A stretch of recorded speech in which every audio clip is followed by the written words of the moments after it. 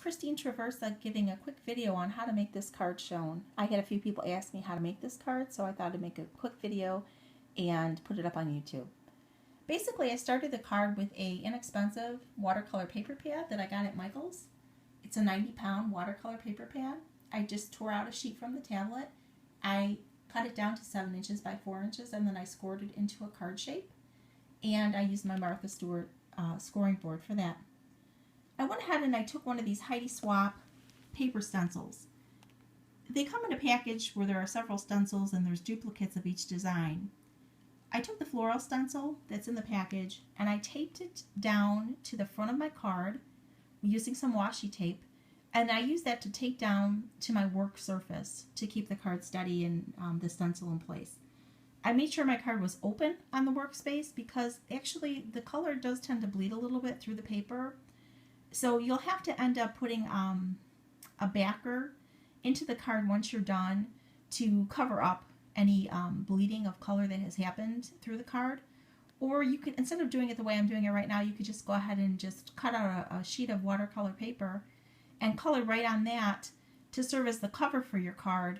And you can have a separate card shape that you create, that you fold and score off to the side. And then when you're done with your coloring design, you could just go ahead and adhere that onto the front of your card and no one will ever see that bleed through that way.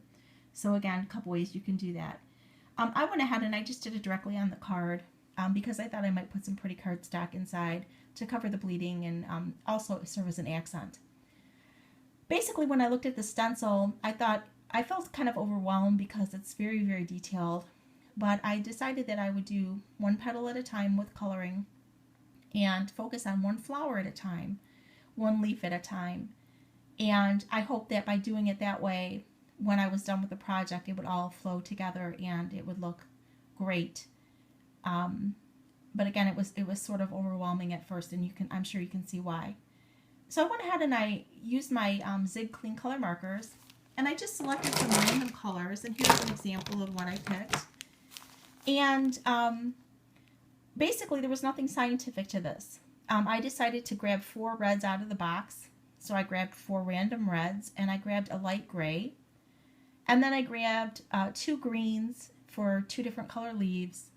I grabbed a blue for the background, and I grabbed some 3 pinks, and I think maybe 2 to 3 purples to go ahead and complete the look. What I did was I just grabbed one red marker at a time, and I colored in one section of the stencil at a time. And here's an example of how I did that up here. I used one marker and I colored in one section of the stencil, and then I put it to the side, and then I took another marker and I colored in another section of the stencil, and then I put it to the side, and I just kept going like that, and just trying to mix up the color a bit so that no 2 colors were the same side by side. But if it ended up that way, it was okay. Then what I did on all the flowers and all the leaves on the entire card, but not on the background, was I added some gray marker, and I used that as a basis to add some shadowing to the card. And I know right now when I put this color down, it's going to look really dark and you're going to think, what are you doing? But when it dries, the color looks a lot different. So for shadowing on the card, I went ahead and I did like every intersection of every leaf, like near the center of the flower, the part closest to the center. And then on the leaves, I used the gray, closest to the part of the leaf where it joins onto the stem.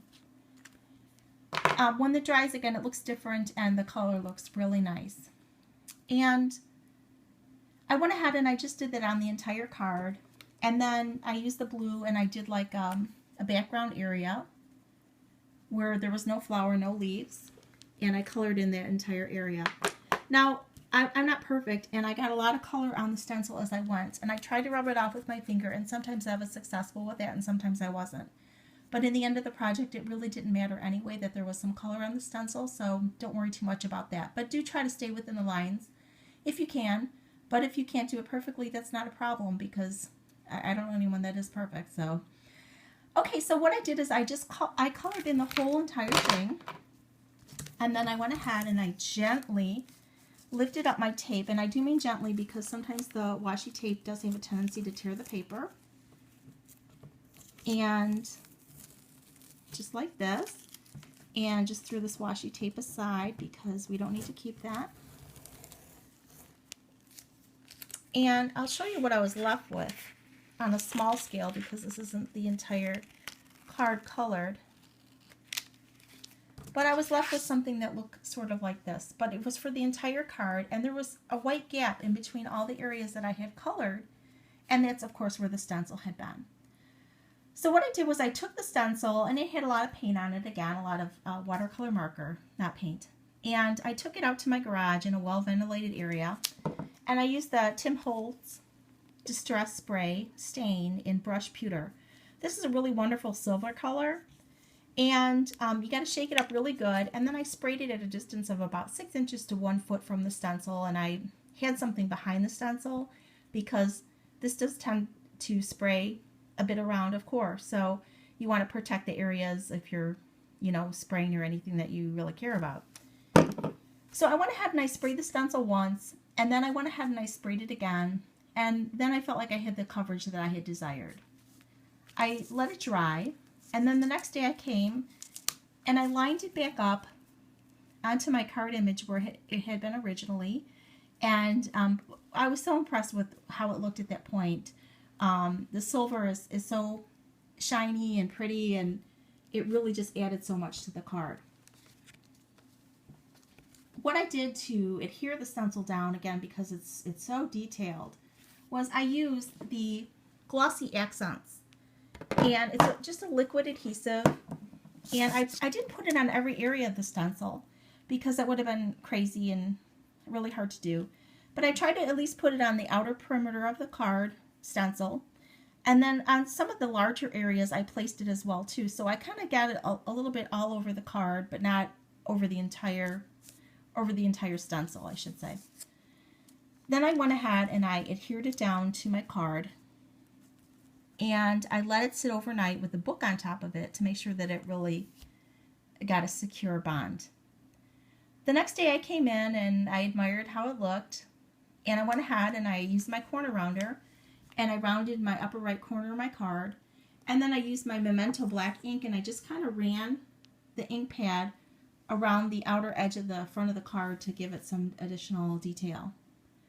Then I took a stamp set that I had from Hero Arts, and I went ahead and I took a sentiment stamp, same watercolor paper, but this time I used Ranger Archival ink in black, and I stamped the sentiment, and I trimmed it very closely, trimmed the paper very closely to the sentiment, rounded one of the corners, and using my Tim Holtz stapler, I went ahead and just stapled it directly onto the card.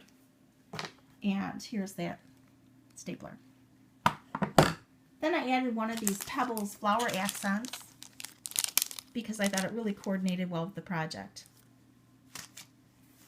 And basically that is how you make this card. It's really that easy. I think that the biggest thing is just, you know, being patient during the coloring process, but I think that if you really enjoy coloring, it'll just be naturally fun, and you'll enjoy the process. If you have any questions, you can email me at rtct7@comcast.net or check out my blog at www.iammakingcards.blogspot.com. I'd be happy to answer any questions that you have. I appreciate all the tips and comments that came in after my last video. It was my first one, and this is only my second, so I appreciate you being patient with me in the learning process. I'm going to attempt to link up some supplies this time. It may take me a week or so because I'm new, but I'm hoping to get the supplies linked up as well. And again, if you have any other comments or tips, I'd love to have them because it really helps me grow and learn how to be better at making these videos. Thanks a lot. Bye.